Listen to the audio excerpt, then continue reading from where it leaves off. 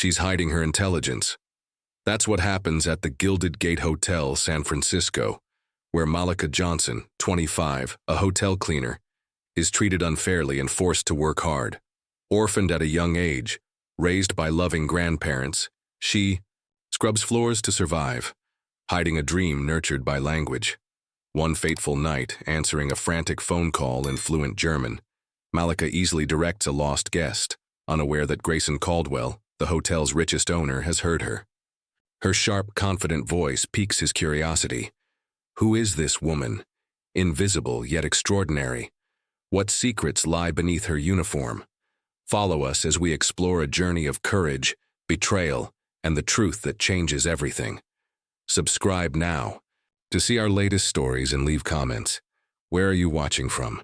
Don't miss how Malika's hidden talent lights up a world that tried to bury her. Join us. The Gilded Gate Hotel stood like a cathedral of wealth on San Francisco's Nob Hill, its marble floors gleaming under chandeliers that dripped golden light. At 2 a.m., the lobby was a hushed kingdom, the only sounds the faint hum of air conditioning and the rhythmic swish of a mop. Malika Johnson, 25, moved through this opulent silence, a shadow in an oversized housekeeping uniform. Her dark skin glistened with sweat, her tightly coiled hair tucked beneath a faded cap.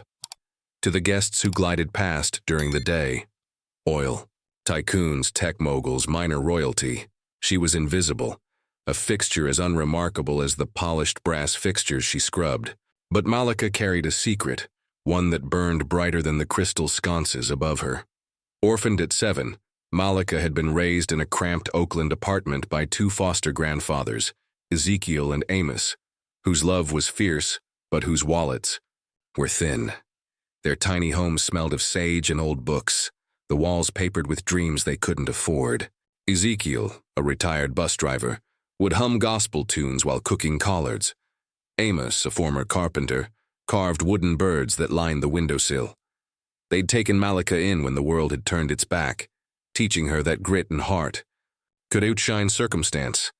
"You're a star, baby girl," Ezekiel would say, his voice rough with age. "Don't let nobody dim you." Malika clung to those words, even as poverty pressed against her like a tide. To keep the lights on, she worked the graveyard shift at the Gilded Gate, a job she'd landed 3 years ago despite the hiring manager's sneer. "We're desperate," he'd muttered, eyeing her skin as if it were a stain. "Don't expect special treatment." Malika hadn't asked for any. She took the heaviest tasks, scrubbing grout, hauling linens, cleaning suites after raucous parties, without complaint. Her hands, calloused and cracked, told a story of endurance, but her mind was a storm of ambition. In stolen moments, she studied languages, German, French, Japanese, and more, on a cracked laptop at the public library. Each word she mastered was a brick in the bridge to a better life, a way to honor the men who'd raised her. Tonight, the lobby was emptier than usual, the air thick with the damp chill of San Francisco's fog. Malika pushed her cleaning cart, its wheels squeaking faintly, and paused to wipe down the reception desk. The phone, a sleek black relic, sat silent, its cord coiled like a sleeping snake. She adjusted her cap, catching her reflection in the polished countertop, eyes heavy with fatigue, but sharp with something unbroken. She whispered a German phrase under her breath. "Ich schaffe das," I can do this, practicing for the proficiency test she dreamed of taking. The words felt like a prayer, a defiance against the world that saw her as less. Then the phone rang, shattering the silence.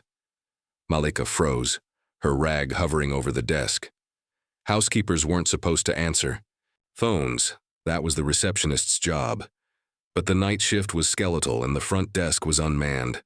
The ringing persisted, insistent, a cry in the dark. She glanced around, seeing only the empty expanse of marble and the faint glow of streetlights through the glass doors. With a steadying breath, she lifted the receiver.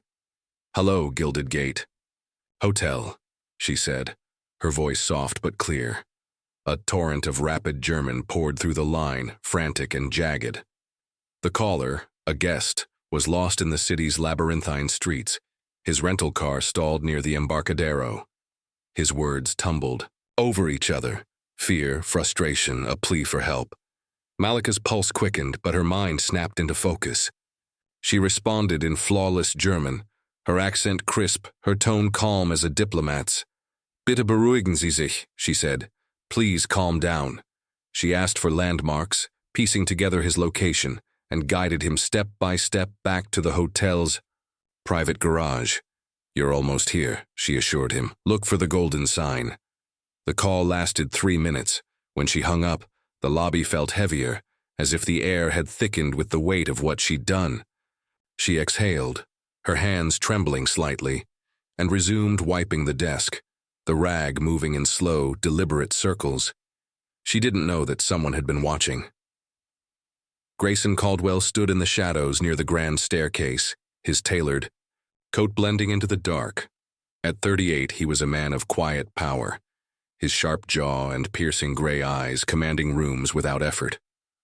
The Gilded Gate was his crown jewel, one of many in his empire, but he rarely walked its halls at night.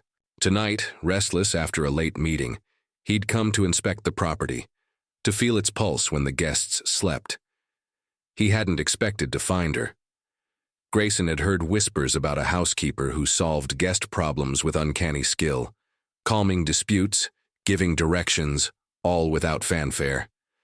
He dismissed them as exaggerations, the kind of stories staff spun to pass time. But now, watching Malika, he felt a jolt of curiosity, sharp as a blade. Her voice, steady and fluent, had cut through the lobby's silence like a beacon. She hadn't hesitated, hadn't stumbled over a single word. Who was she? Why was someone with such talent scrubbing floors? He stepped closer, his polished shoes silent on the marble but stopped short of approaching. Malika, oblivious, tucked a stray curl under her cap and pushed her cart toward the service elevator. Her movements were efficient, practiced, but there was a grace to them, a quiet dignity that Grayson couldn't ignore. He leaned against a pillar, his mind turning. The Gilded Gate employed hundreds, most of whom he knew only as names on payroll. Malika Johnson wasn't one he'd noticed, until now. Back in Oakland, Malika's night wasn't over. The bus ride home was a blur of flickering streetlights and the low rumble of the engine. She clutched her cleaning tote, her body aching, but her thoughts were on the German call. Had she broken a rule? Would the manager, with his thin lips and colder eyes, reprimand her? She pushed the fear down. She'd helped someone. That was enough. Her apartment, a third-floor walk-up, was dark when she arrived. Ezekiel and Amos were asleep, their snores a soft duet through the thin walls. Malika tiptoed to the kitchen, where a chipped mug and a worn notebook waited. She brewed tea, the steam curling like a ghost, and opened her notebook. Pages of German vocabulary, French conjugations, and Japanese kanji filled the margins, her handwriting neat despite her exhaustion. She whispered another phrase, Ich bin genug, I am enough, letting the words anchor her. As she studied, the city outside hummed its restless song, sirens, distant horns, the faint clatter of a trash can. Malika didn't hear it. She was lost in her world, a place where languages were keys to doors she'd yet to open. She didn't know that Grayson, back at the hotel, was already pulling her employee file, his fingers pausing over the sparse details. Malika Johnson, 25. Hi. School diploma, hired 2022, no skills listed. He frowned. Something didn't add up. In the quiet of her kitchen, Malika closed her notebook and pressed her forehead against the cool table. Dawn was hours away, but sleep felt like a luxury she couldn't afford. She thought of her grandfathers, their weathered hands and unwavering belief. She thought of the guest on the phone, his voice softening with relief. And she thought of the hotel, its glittering facade hiding her truth. She was invisible, but she was not silent. And tonight, without knowing it, she'd been heard. The Gilded Gate Hotel exhaled its midnight hush, the lobby's chandeliers casting fractured light across the marble expanse. It was 1:30 a.m., and the air clung heavy with San Francisco's summer damp, a faint mist seeping through the glass doors. Malika Johnson, 25, pushed her cleaning cart along the lobby's edge, her oversized uniform damp with sweat, her dark eyes scanning the floor for smudges. The hotel, a glittering fortress for the world's elite, was her battleground, where she fought invisibility with every swipe of her rag. Her hands, rough from years of labor, gripped the cart's handle, but her mind wandered to the French verbs she'd studied that morning, whispered promises of a life beyond these walls. Malika's world was a tightrope stretched between survival and ambition. Orphaned at 7, she'd been raised by Ezekiel and Amos, her foster grandfathers, in a weathered Oakland apartment that smelled of sage and hope. Their love was her anchor, their poverty her spur. By day, she pored over languages, German, French, Japanese, on a library laptop, each syllable a step toward freedom. By night, she scrubbed the Gilded Gate's floors, a job she'd won despite the hiring manager's disdain for her black skin. "You're here because we're desperate," he'd sneered, piling on the heaviest tasks. Malika bore it silently, her resilience a quiet rebellion against a world that tried to dim her. Tonight, the lobby felt heavier, as if the fog outside had crept in, curling around the velvet armchairs. Malika's cart squeaked faintly, a lonely sound in the vast silence. She paused near the grand glass doors, wiping their brass handles, her reflection a ghost in the polished surface. Her cap, frayed at the edges, hid her coiled hair, but her eyes burned with a fire no uniform could smother. She mouthed a French phrase, "Je suis assez," I am enough, a mantra against the ache in her bones. Then she heard it, a soft, choking sob from the corner of the lobby, near a cluster of potted ferns. Malika froze, her rag still in hand. The sound was small, fragile, like a bird with a broken wing. She turned, her gaze landing on a girl, no older than 10, curled into a velvet chair. The child's blonde hair fell in tangled strands over her tear-streaked face, her delicate dress crumpled. Malika recognized her, Sophie, a French guest staying with her family in the penthouse suite. She'd seen them earlier, the parents' sharp voices cutting through the lobby as they berated their daughter. Malika's first instinct was to retreat. Housekeepers weren't supposed to engage with guests, especially not children of the elite. The manager's rules echoed in her mind. Stay invisible, don't speak unless spoken to. But the girl's sobs grew sharper, each one a needle in Malika's chest. She glanced around. The lobby was empty, the night receptionist gone, the doorman likely smoking out back. No one else was coming. Malika's heart, forged in the warmth of her grandfather's love, wouldn't let her walk away. She set her rag on the cart and approached, her soft-soled shoes silent on the marble. Kneeling beside the chair, she kept her voice low, her French, fluent and warm like a lullaby. "Petite, pourquoi pleures-tu? Little one, why are you crying?" Sophie's head jerked up, her blue eyes wide with surprise. The words, in her native tongue, were a lifeline in the cold grandeur of the hotel. She sniffled, wiping her nose with a crumpled sleeve. "They said I'm useless," she whispered in French, her voice trembling. "I forgot the dinner reservation, and Papa yelled. He said I'm a failure." Malika's throat tightened. She knew that word, useless, knew how it could burrow into a heart and stay there. She thought of Ezekiel's calloused hands, Amos's gentle smile, the way they'd taught her to rise above cruelty. "You're not useless," she said softly, her French flowing like a river. "You're enough, Sophie, let me tell you something." She sat back on her heels, her uniform creasing, and shared a piece of her truth. "I grew up with nothing but 2 old men who loved me. We had no money, no fancy house. But they taught me to dream. I work here, cleaning floors, but I'm learning languages to change my life. If I can do that, you can do anything." Sophie's tears slowed, her small hands unclenching. Malika's words, woven with grit and hope, were a mirror, reflecting the girl's own strength. "You're brave," Sophie said, her voice a whisper. Malika smiled, brushing a strand of hair from the girl's face. "So are you. Don't let anyone tell you different." She stood, offering a hand. "Let's get you back to your room, okay?" As Malika guided Sophie toward the golden elevators, she didn't see the man watching from behind a marble pillar. Grayson Caldwell, in a tailored charcoal coat, had slipped into the lobby to check the night operations. At 38, he was a man of precision, his gray eyes missing nothing.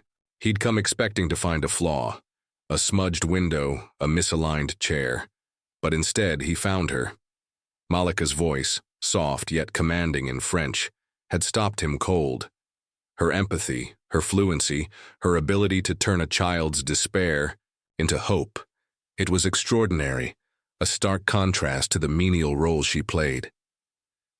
Grayson leaned against the pillar, his arms crossed, his mind racing.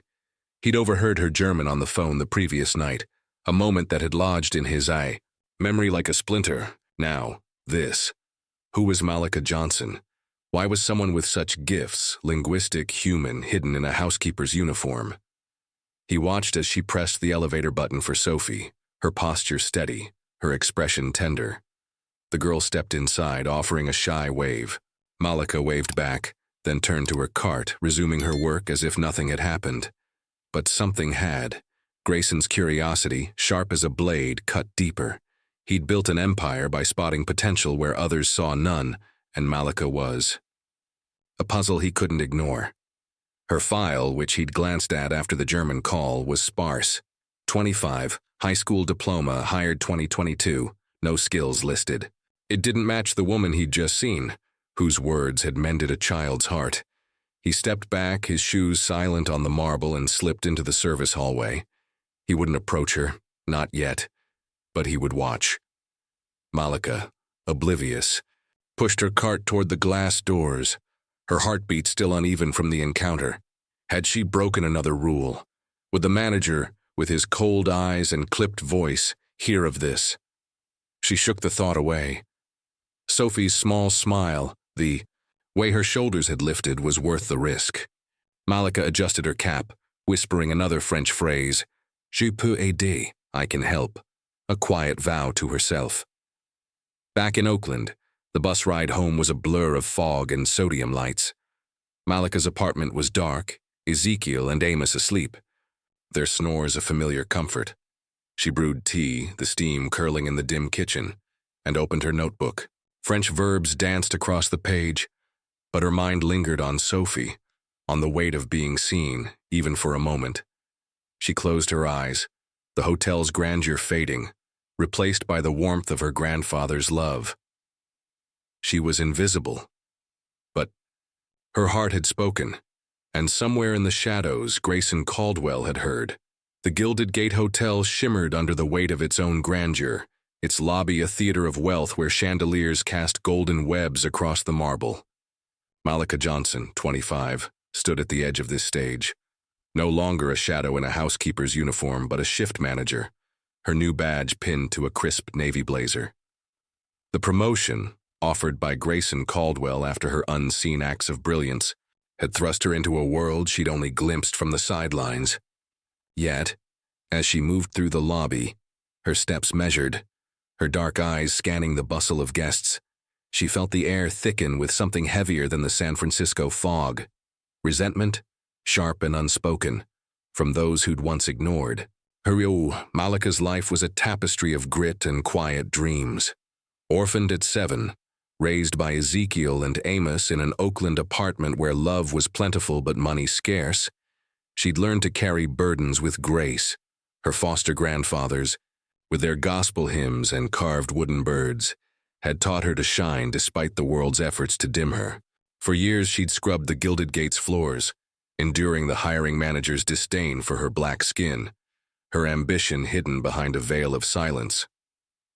She studied languages, German, French, Japanese, on a cracked laptop, each word a step toward a future she could almost touch. Now, as a manager, she stood on that threshold, but the ground beneath her felt unsteady. The lobby hummed with activity, guests in tailored suits weaving through with the confidence of those who belonged. Malika, stationed near the reception desk, coordinated the night shift with a clipboard in hand, her voice low but firm as she directed staff.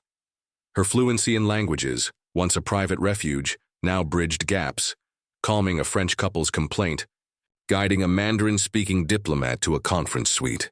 Her competence was a quiet force, but it drew eyes, not all of them kind. The housekeeping team, her former colleagues, offered tight smiles or avoided her gaze. The front desk staff whispered when she passed, their words like thorns. Diversity. Hire.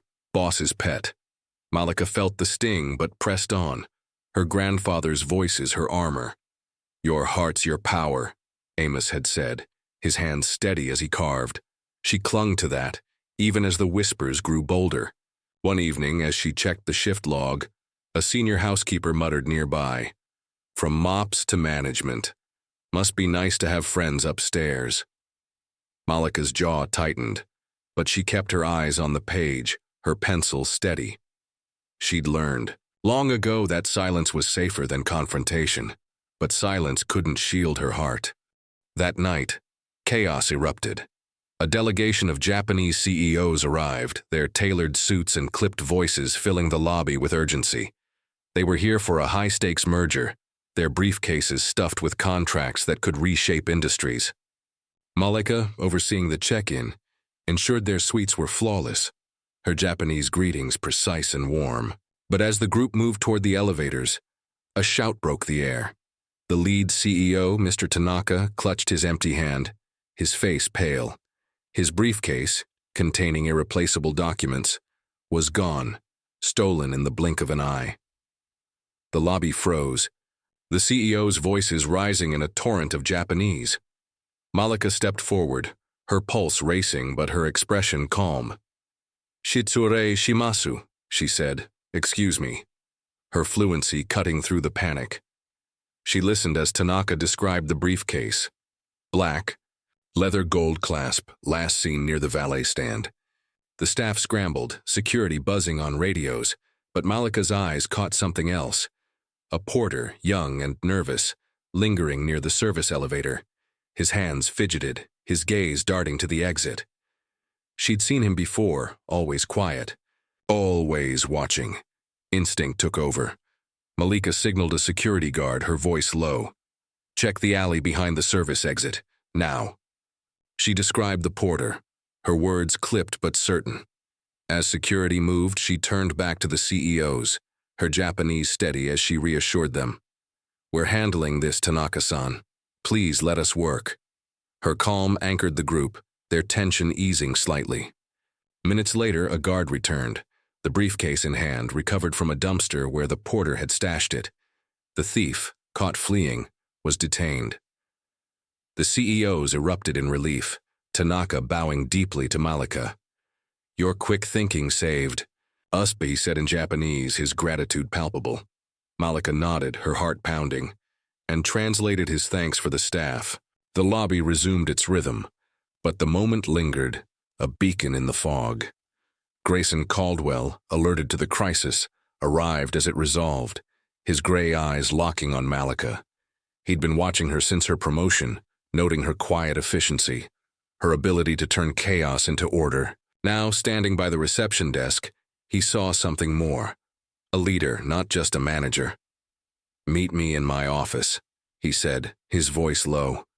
Malika nodded, her stomach twisting. Had she overstepped? As the CEOs were escorted to their suites, she followed Grayson to the executive floor, the elevator's hum a counterpoint to her racing thoughts.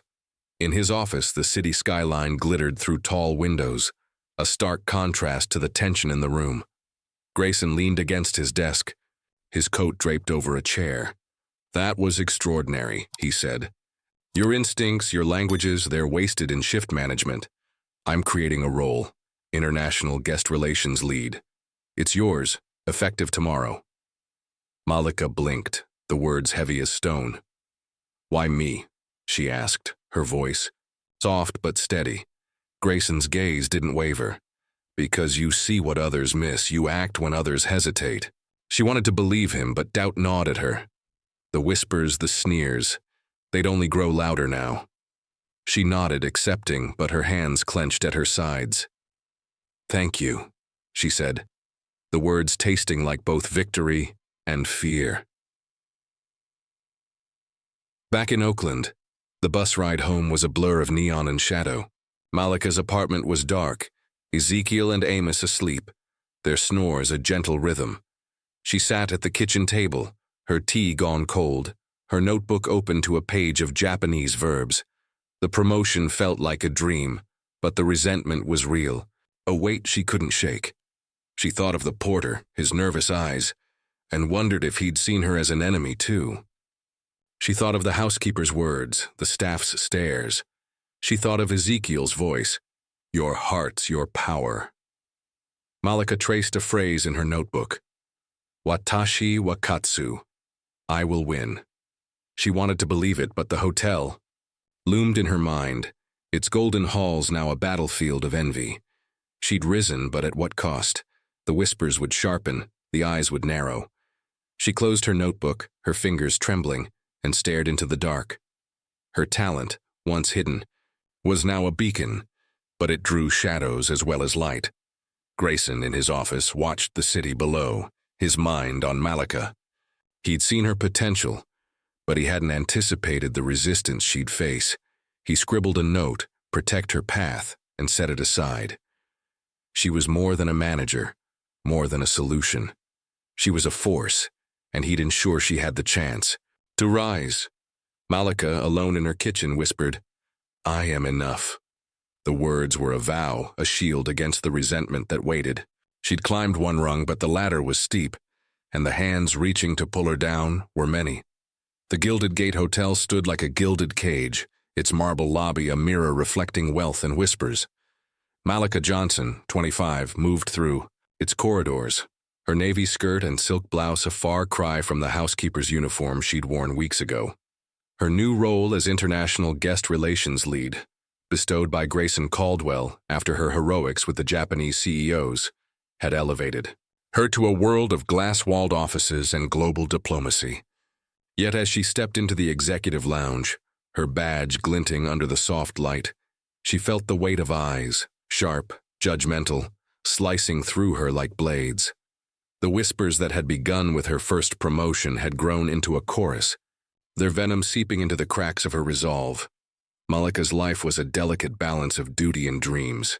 Orphaned at 7, raised by Ezekiel and Amos in an Oakland apartment where love was the only currency, she'd learned to navigate a world that often turned its back. Her foster grandfathers, with their gospel hymns and carved wooden birds, had taught her to stand tall. For years, she'd scrubbed the Gilded Gate's floors, her black skin a target for the hiring manager's scorn, her ambition hidden in late-night language studies, German, French, Japanese. Now her fluency was her shield, her work a testament to her worth, but the hotel's golden halls echoed with doubt, not praise. The executive lounge was a sleek sanctuary, its leather chairs and frosted glass partitions a world apart from the service basement. Malika sat at a corner table, her tablet open to a schedule packed with tasks, coordinating a German delegation's itinerary, translating a French investor's contract, guiding a Korean media team through the hotel's protocols. Her fingers moved with precision, her mind a whirlwind of languages and logistics. She was good at this, better than good, but every keystroke felt like a defense against the murmurs that trailed her. Diversity hire, boss's favorite. She didn't earn it. The whispers had sharpened since her promotion. Colleagues in the office, with their polished degrees and practiced smiles, saw her as an intruder. They didn't know her story, the nights spent studying by lamplight, the sacrifices for Ezekiel and Amos, the grit that had carried her from mops to management. They saw only her skin, her lack of a college diploma, and her rapid rise. One afternoon, as Malika prepared notes for a Mandarin-speaking guest, she overheard 2 assistant managers in the lounge, their voices low but cutting behind the frosted partition. "Nobody climbs that fast unless they're sleeping with someone," one said, her tone dripping with disdain. "Especially someone like her. Housekeeper to this? Please, Grayson must like her little language tricks." Malika froze, her pen hovering over her tablet. The words were a slap, their implication a poison that burned her chest. She wanted to stand, to confront them, but her body wouldn't move. She sat, her breath shallow, as the women left, their laughter echoing like a taunt. The lounge felt smaller, the air suffocating. She stared at her reflection in the tablet's screen. Dark eyes, coiled hair, a face that carried her grandfather's strength but now felt like a mask. Was this what they saw? A fraud? A woman who'd traded integrity for favor? She pushed. The doubt down, but it lingered, a shadow that followed her through the day. Her work didn't falter. She greeted the German delegation with flawless courtesy, translated the French contract with precision, guided the Korean team with warmth, but each task felt heavier, as if the whispers had added weight to her shoulders. She avoided the break room, where the housekeeping staff now turned away, their silence louder than words. She ate lunch alone in her office, a small space with a view of the city's fog-shrouded skyline, and wondered if she'd traded one form of invisibility for another. Back in Oakland, the night was a refuge. Malika's apartment was dark, Ezekiel and Amos asleep, their snores a familiar lullaby. She sat at the kitchen table, her tea cooling, her notebook open to a page of Malay verbs, her latest language. The words blurred as her mind replayed the lounge's venom. She thought of Ezekiel's hands, rough from years of driving buses, and Amos's gentle voice as he carved. "Your mind's your power," he'd said. She wanted to believe it, but the whispers were a tide, pulling her under. She stood, moving to the fire escape, the city sprawling below like a sea of lights. The fog was thick, muffling the world, and Malika let it wrap around her. She whispered a Malay phrase, "Saya cukup," I am enough, but the words felt hollow. She'd risen, but at what cost? The hotel, once a battlefield of labor, was now a minefield of judgment. She thought of Grayson, his steady gaze, his belief in her. Was he wrong? Or was she?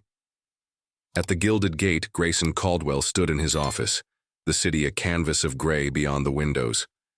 He'd noticed the change in Malika. Her shoulders tighter, her smiles rarer. The whispers had reached him too, carried by staff who thought he didn't listen.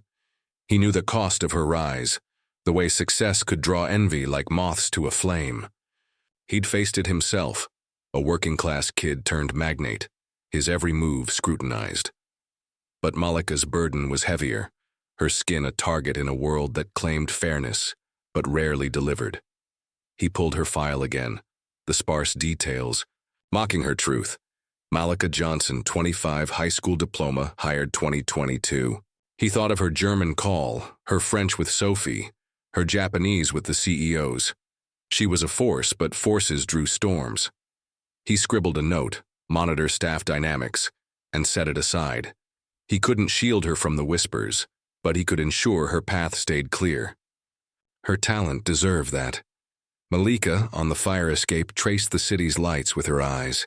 She thought of Sophie, the French girl, whose smile had been a small victory.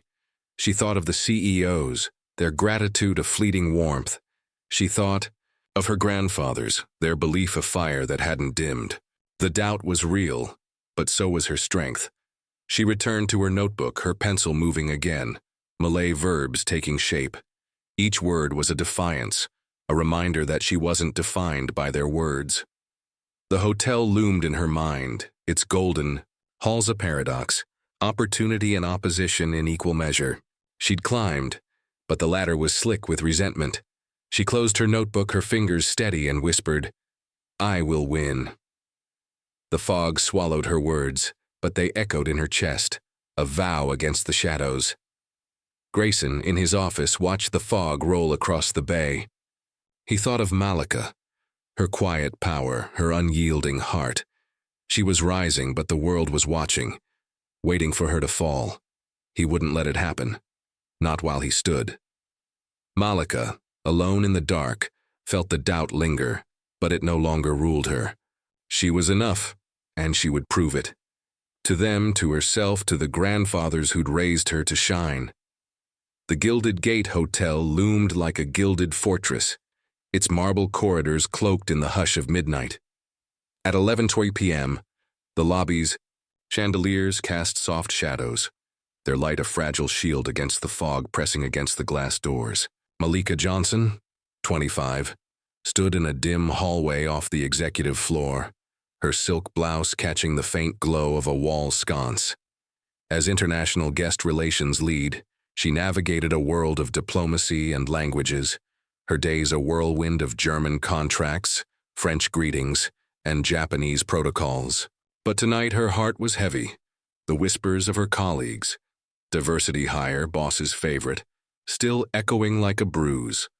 Her black skin, her rapid rise, had made her a target, and the doubt they sowed clung to her like damp air. Malika's life was a testament to resilience. Orphaned at 7, raised by Ezekiel and Amos in an Oakland apartment where love outshone poverty, she'd learned to defy a world that diminished her. Her foster grandfathers, with their gospel hymns and carved wooden birds, had taught her to shine. For years she'd scrubbed the Gilded Gate's floors, enduring the hiring manager's scorn, her ambition hidden in late-night studies of German, French, and Japanese. Now her languages were her power, her work a quiet rebellion, but the hotel's golden halls were a battlefield of envy and suspicion. She was reviewing a guest protocol with Grayson Caldwell, the hotel's owner, in the hallway, their voices low to avoid disturbing the late-night hush. Grayson, 38, stood with his coat draped over one arm, his gray eyes sharp but softened by a rare warmth. He'd seen her potential, her German call, her French with Sophie, her Japanese with the CEOs, and elevated her, but he'd also seen the toll of the whispers. "You're doing exceptional work," he said, his tone steady. Malika nodded, her tablet clutched like a shield. "Thank you," she murmured, but her thoughts were elsewhere, tangled in the doubt that gnawed at her worth. Then a sound, low, urgent, like a snake's hiss, cut through the silence. Malika froze, her eyes darting to a nearby alcove where 2 men in tailored suits stood, their heads bent close. Their voices were hushed, their words in Malay, a language Malika had been studying for months. She caught fragments. Children. Shipment. Midnight. French girl. Her blood turned to ice. The phrases were coded, but their meaning was unmistakable.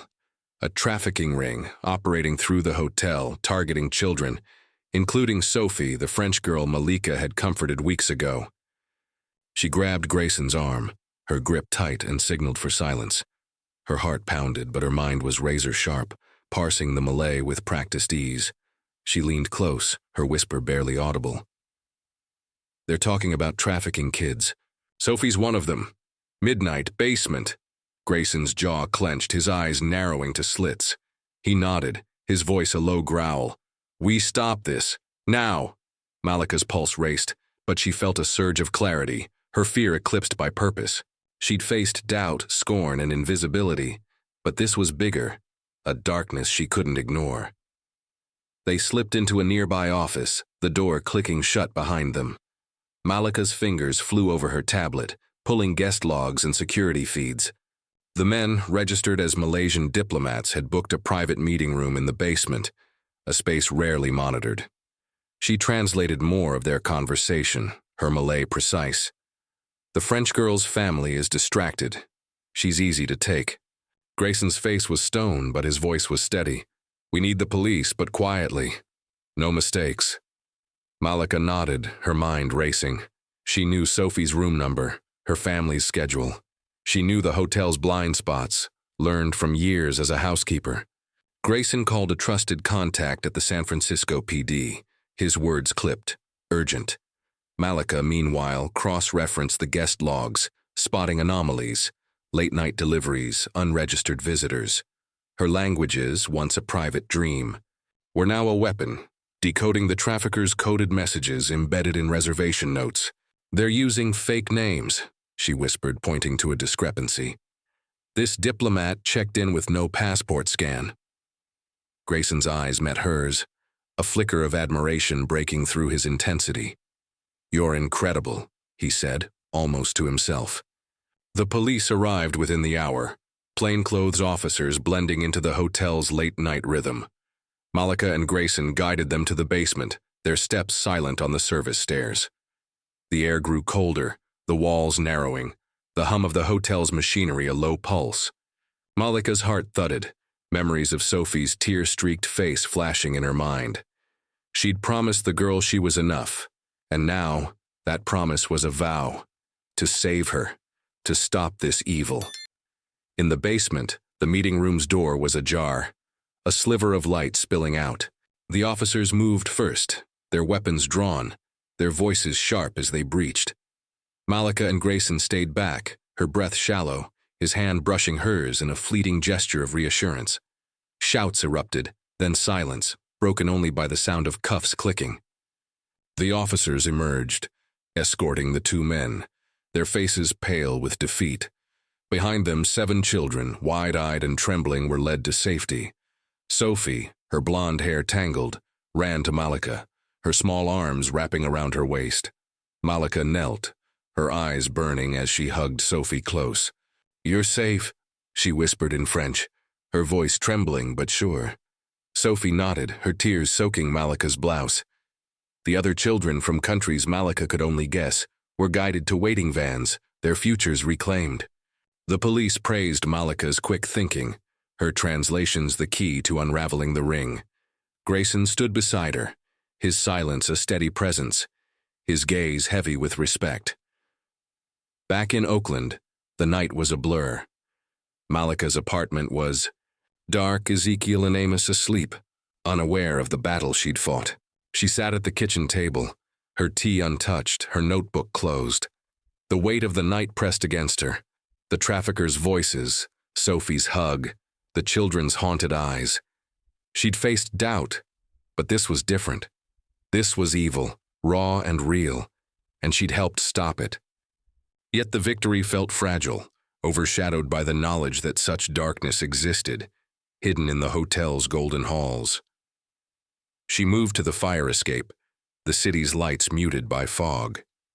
She thought of her grandfathers, their belief in her a beacon. She thought of Grayson, his trust a quiet strength. She whispered a Malay phrase, "Saya menang, I won," but the words were a prayer, not a boast. The hotel, her battlefield, had revealed a deeper war, one against cruelty, against despair. She'd risen, but the shadows remained. Grayson in his office stared at the city below, the fog a veil over his thoughts. Malika's courage, her brilliance, had saved lives tonight. He'd seen her potential, but this was more, a heart that burned brighter than any empire he'd built. He scribbled a note, "Support her, always," and set it aside. She was a force, and he'd stand by her no matter the cost. Malika, on the fire escape, felt the night's chill, but her resolve was warm. The doubt, the whispers, the darkness, they hadn't broken her. She was enough, and she'd fight on for Sophie, for the children, for herself. The Gilded Gate Hotel stood silent under a starlit sky, its golden glow muted by the San Francisco night. Malika Johnson, 25, stepped out of the service entrance, her navy coat buttoned against the chill, her badge, International Guest Relations Lead, tucked away. The weight of the past week clung to her, heavy as the fog rolling off the bay. She'd faced darkness in the hotel's basement, her Malay translations unraveling a child trafficking ring, saving Sophie and others. The victory was hers, but the whispers of her colleagues, diversity hire, Grayson's favorite, still stung, their venom a shadow on her rise. Tonight, she felt both invincible and fragile, a paradox carved by courage and doubt. Malika's life was a bridge between sacrifice and hope. Orphaned at 7, raised by Ezekiel and Amos in an Oakland apartment where love was richer than money, she'd learned to defy a world that dismissed her black skin. Her foster grandfathers, with their gospel hymns and carved wooden birds, had taught her to shine. She'd scrubbed the Gilded Gate's floors, endured the hiring manager's scorn, and built dreams through late-night studies of German, French, and Japanese. Now her languages were her strength, her role a testament to her grit, but the hotel's golden halls were a crucible, forging her in fire and suspicion. Grayson Caldwell had called her that evening, his voice low through the phone. "Meet me tonight? Somewhere quiet. No work, just us." Malika had hesitated, her heart a tangle of fear and curiosity. The rumors, her rise tied to his favor, loomed large, but his tone, steady and unguarded, had disarmed her. She'd said yes, a single word that felt like stepping off a cliff. Now, as she stood outside the hotel, a sleek black car pulled up, its driver silent, offering her a bottled water as they wound through the city's hills, leaving the neon pulse of downtown behind. The car stopped at a cliffside overlook, a hidden perch above the Pacific where waves crashed against rocks far below. Grayson waited there, standing beside a wooden bench in a rooftop garden, wild sage and lavender, swaying in the breeze. The city sprawled beneath them, a sea of lights flickering through the fog. He wore no coat, his shirt sleeves rolled to his elbows, his gray eyes catching the starlight. "You came," he said, a faint smile breaking his usual reserve. Malika nodded, her breath catching at the view. "It's beautiful," she said softly, her voice nearly lost in the wind. They sat on the bench, the wood cool beneath them, a paper cup of warm mulled wine in her hands, its spices grounding her. The silence between them was comfortable, charged with something unspoken. Grayson spoke first, his voice low, tracing his past. "My father was a janitor, worked nights in motels across Ohio. I grew up cleaning with him, learning to see what others missed." He paused, his gaze on the city. "I built this empire to prove something, but sometimes I wonder who I'm proving it to." Malika listened, her heart softening. She saw him not as the magnate, but as a man shaped by struggle, like her. She shared her own truth, her voice steady despite the ache. "My grandfathers raised me after my parents were gone. Ezekiel cooked collards, Amos carved birds. They had nothing but love, and they gave it all to me." She spoke of nights studying by flashlight, of the hotel's scorn, of the whispers that cut deeper than she'd admit. "I've fought to be enough," she said, her eyes on the horizon. "But sometimes I'm scared I never will be." The cue. Words hung in the air, raw and honest. A confession she hadn't planned. Grayson turned to her, his gaze piercing yet gentle. "You're more than enough, Malika. I saw it the first night, your German on that call, your heart with Sophie, your courage in the basement. You're a force." He paused, his voice dropping almost a whisper. "I see you, not just your skills, but you, and I've never met anyone who makes me feel this." His hand gestured between them, a fragile bridge. "I'm scared too. Scared of what this means, of the rumors of losing something real before it begins." Malika's breath caught, her heart a drumbeat in the quiet.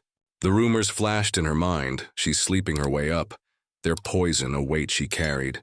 "If people find out," she said, her voice barely above the wind, "they'll say it's why I'm here. They'll erase everything I've done." Grayson's eyes held hers, unflinching. "Let them talk, we'll keep walking. I'm not here to lift you up, Malika, I'm here to walk beside you."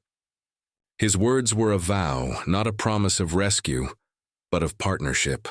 She looked at him, the city's lights a halo behind his silhouette.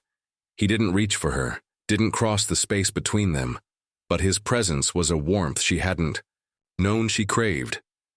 She thought of Ezekiel's hands, Amos's smile, the languages she'd mastered in the dark. She thought of Sophie, safe because of her. And she thought of herself, the girl who'd scrubbed floors and dreamed of more. "I'm scared," she admitted, her voice trembling but true. "But I want this, whatever it is." She extended her hand, her fingers brushing his, a touch more honest than words. They sat in silence, the wind weaving through the garden, the waves a distant roar. The moment was delicate, sacred, a turning point neither could unmake. Grayson's hand closed gently over hers, his thumb tracing a quiet circle. "We'll figure it out," he said, his voice an anchor. Malika nodded, her heart full. Her fears, not gone but shared. The city below hummed its restless song, but up here they were alone, two souls finding each other in the vastness. Back in Oakland, Malika's apartment was dark, Ezekiel and Amos asleep, their snores a familiar comfort. She sat at the kitchen table, her tea untouched, her notebook closed. The overlook lingered in her mind. Grayson's words, his touch, the possibility of something real. She felt exposed, vulnerable, but not weak. She'd faced doubt, darkness, and now this, a connection that terrified her as much as it thrilled her. She moved to the fire escape, the city's lights muted by fog, and whispered a French phrase, "Je suis assez, I'm enough." The words were a prayer, a claim to her truth. Grayson, in his office, stood by the window, the bay a canvas of shadow. Malika's courage, her heart, had shifted something in him. He'd built an empire, but this honest, fragile thing was rarer. He scribbled a note, "Be her strength," and set it aside. She was rising, and he'd be there, not to lead, but to stand with her. Malika on the fire escape felt the night's chill, but her resolve was warm. The whispers, the risks, the darkness, they hadn't stopped her. She was enough, and for the first time she believed someone else saw it too. The Gilded Gate Hotel stood like a beacon on San Francisco's Nob Hill, its marble halls softened by the golden light of late summer. Months had passed since the night that shook its foundations, when Malika Johnson, 25, had unraveled a child trafficking ring with her Malay translations, saving Sophie and others. Now, as international guest relations lead, Malika moved through the hotel with quiet authority, her navy blazer and silver badge a far cry from the housekeeper's uniform she'd once worn. The whispers that had haunted her, diversity hire, Grayson's favorite, had faded, drowned by the weight of her competence. Yet as she stood in her office overlooking the city's fog-veiled skyline, Malika felt the echoes of her past, a reminder of how far she'd climbed and how fragile the summit could be. Malika's life was a tapestry of resilience and love. Orphaned at 7, raised by Ezekiel and Amos in an Oakland apartment where dreams outshone poverty, she'd learned to defy a world that scorned her black skin. Her foster grandfathers, with their gospel hymns and carved wooden birds, had taught her to shine. She'd scrubbed the Gilded Gate's floors, endured the hiring manager's disdain, and built a future through late-night studies of German, French, and Japanese. Now her languages were her crown, her role a testament to her grit, but the hotel remained a mirror, reflecting both her triumphs and the scars of her rise. Her days were a whirlwind of diplomacy, coordinating multilingual tours, negotiating with global partners, training staff in cultural nuances. She handled a South African envoy with warmth, guided a French tech mogul through the city's protocols, and translated for a Korean media delegation with precision. Her office, modest but elegant, held a small shelf of language texts and a framed photo of Ezekiel and Amos, their smiles her anchor. The staff, once wary, now sought her guidance. Their questions about etiquette, translations, guest preferences, met with her steady expertise. The housekeeping team, her former colleagues, offered nods of respect, their tight smiles replaced by genuine warmth. Her competence had silenced the doubters. Her courage had earned their trust. Yet Malika carried a quiet tension. The rumors had faded, but their memory lingered, a reminder of how quickly acceptance could turn to judgment. She thought of Sophie, the French girl, now safe with her family, who'd sent a letter inviting Malika to Paris. She thought of the children she'd helped save, their faces a weight she carried with pride and pain. And she thought of Grayson Caldwell, the hotel's owner, whose confession on the cliffside overlook had shifted something in her heart. Their bond, unspoken but real, was a warmth she hadn't dared hope for, but it came with risks, eyes that watched, tongues that waited to wag. Grayson was a constant presence, not as a boss, but as a partner. They collaborated on projects, debriefed over coffee, shared quiet moments in the hotel's rooftop garden. His gray eyes, once sharp with calculation, now softened when they met hers, a silent acknowledgement of their shared path. He'd kept his promise to walk beside her, never pushing, never presuming, but his presence was a steady flame, warming the edges of her doubt. Malika, for her part, felt her walls crumble, her fear of the rumors giving way to something braver. Trust, fragile but growing. One evening, as Malika crossed the lobby to a meeting, she paused by the main entrance. A young housekeeper, no, older than 19, was polishing the brass handles, her uniform loose, her shoes scuffed but clean. Her movements were careful, her eyes alert despite the late hour. Malika recognized herself in the girl, the quiet diligence, the hidden spark. She stopped, her heels clicking softly on the marble. "Is this your first week?" she asked, her voice warm. The girl straightened, startled, her hands clutching the rag. "Yes, ma'am," she said, her voice small but clear. Malika smiled, her gaze steady. "You're doing good work. Don't ever think nobody sees it." The girl's eyes widened, a flicker of surprise giving way to a shy nod. Malika turned, her heart full, and walked on, the moment a mirror to her own past. She'd been that girl, invisible but burning with potential, and now she was the one offering light. The lobby, once a battlefield, felt softer, its grandeur less daunting. Back in Oakland, Malika's apartment was a haven. Ezekiel and Amos greeted her with warm hugs, their pride a balm to her soul. "You're changing the world, Star," Amos said, his hands steady as he carved a new bird. Malika laughed, helping Ezekiel with dinner, their kitchen filled with the scent of collards and cornbread. She told them about Sophie's letter, about the staff's respect, about the girl at the entrance. She didn't mention Grayson, not yet. Their bond was too new, too precious to share. But as she sat on the fire escape later, the city's lights, shimmering through the fog, she felt him, a quiet presence in her thoughts. She opened her notebook, a page of Malay verbs catching the moonlight. She whispered, "Saya melihat," I see, a phrase that felt like a vow. To see herself, to see others, to keep shining. The hotel, her grandfather's, Grayson, they were threads in a tapestry she was weaving, one of courage and love. The whispers, the darkness, the doubt, they hadn't broken her. They'd shaped her, and she was stronger for it.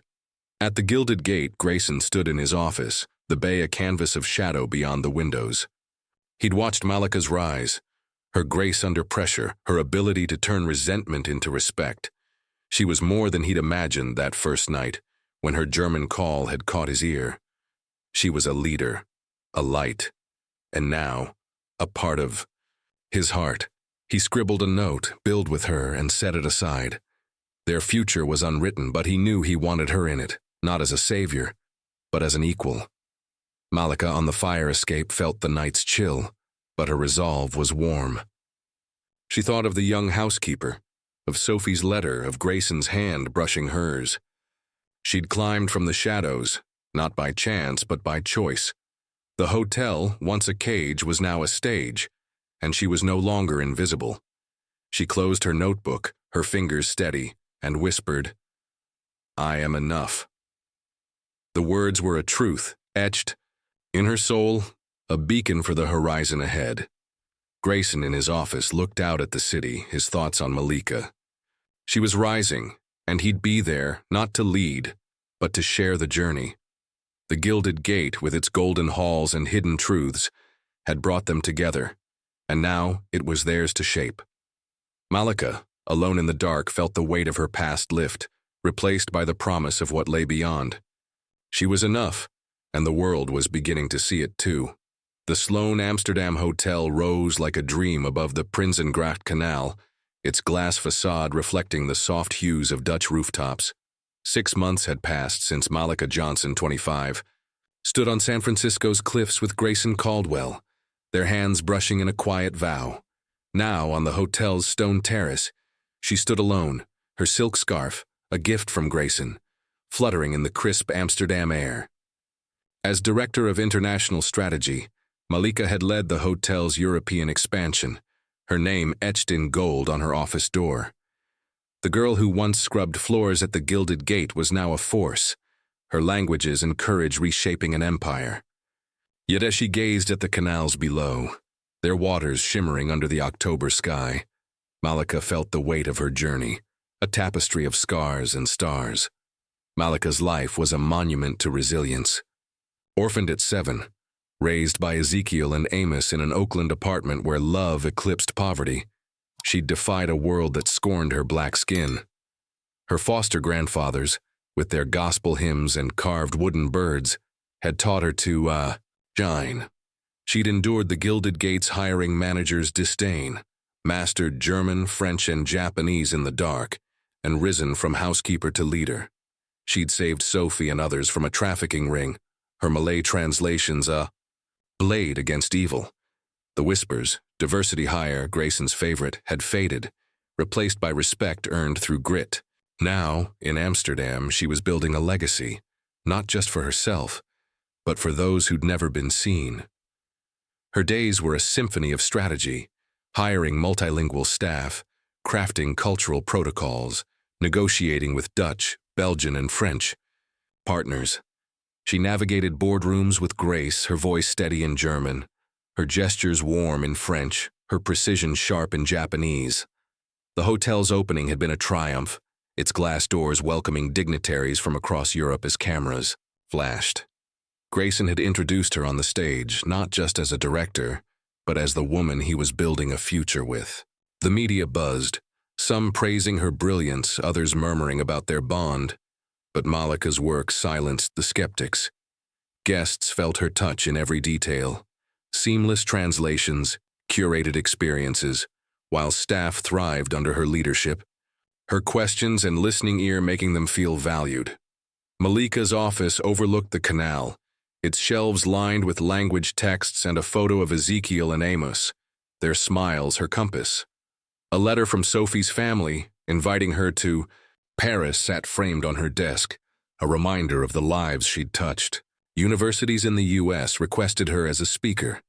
A Dutch foundation asked her to mentor refugee girls in translation. One stormy afternoon, a letter arrived from a California college, offering an honorary degree in applied linguistics. Malika's hands shook as she read it, not because she needed validation, but because it closed a circle. Her dreams, once buried in grief, had found their voice. She cried, alone in her office, the rain a soft echo of her release. Grayson was her anchor, their bond a quiet strength. They lived in a modest apartment by the canal, its warm wood floors and bookshelves a haven. He cooked simple meals, soup, pasta, while she steeped tea with cardamom, a nod to Ezekiel's recipes. Their evenings were filled with conversation. From global logistics to childhood memories, their feet tangled under a blanket. The past, her days scrubbing floors, his nights cleaning motels, faded, not forgotten but transformed. They carried their scars, but they no longer defined them. Grayson's support was unwavering, his gray eyes a promise that she was enough, not just as a leader, but as his partner. Malika's transformation was internal too. She walked into rooms without shrinking, spoke without softening her intellect, lived without apologizing for her brilliance. The whispers, the trafficking ring, the doubt, they'd forged her, not broken her. She thought of the young housekeeper she'd encouraged at the Gilded Gate, her scuffed shoes a mirror to Malika's past. That moment, months ago, had planted a seed. She was no longer just rising, she was lifting others. Her leadership was personal, her vision inclusive, her legacy a beacon for those who'd been invisible. One morning, passing through the Amsterdam hotel's lobby, Malika noticed a young porter, his uniform crisp but his eyes tired. He was stacking luggage, his movements careful, his face a mask of focus. She paused, her heels silent on the polished floor. "You're doing good work," she said, her voice warm. "Someone always sees it." The porter blinked, a shy smile. Breaking through, Malika walked on, her heart full, the moment a quiet echo of her journey. She'd been that porter, that housekeeper, and now she was the one offering hope. Back in their apartment, Malika returned early, kicking off her heels as Grayson read on the couch, a dog-eared novel in hand. "You're home," he said, his smile soft. She curled beside him, her head on his shoulder. I needed a night to remember who I am, she said. He tilted his head. And who's that? She paused, the canal's shimmer catching her eye. A woman who's no longer invisible, she said, her voice steady, a truth carved in her soul. Grayson set his book down, his hand finding hers. You've always been visible to me, he said, his words a vow.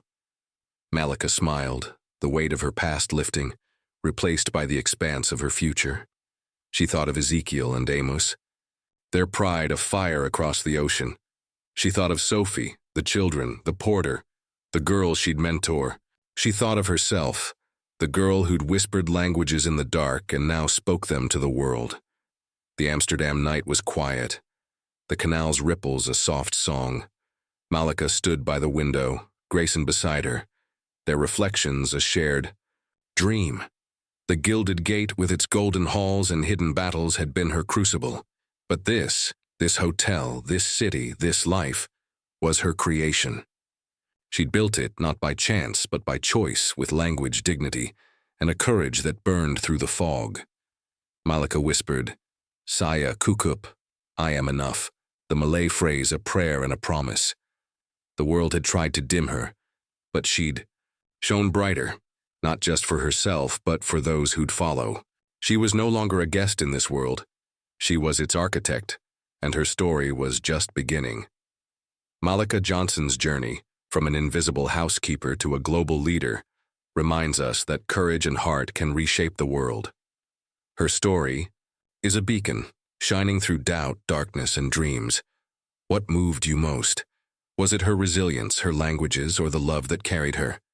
Share your thoughts in the comments below, and tell us, where are you watching from? Your voice matters, just like hers. Thank you for joining us, for feeling this story with us. Subscribe to catch our next tale of triumph, and we'll see you soon, ready to shine together.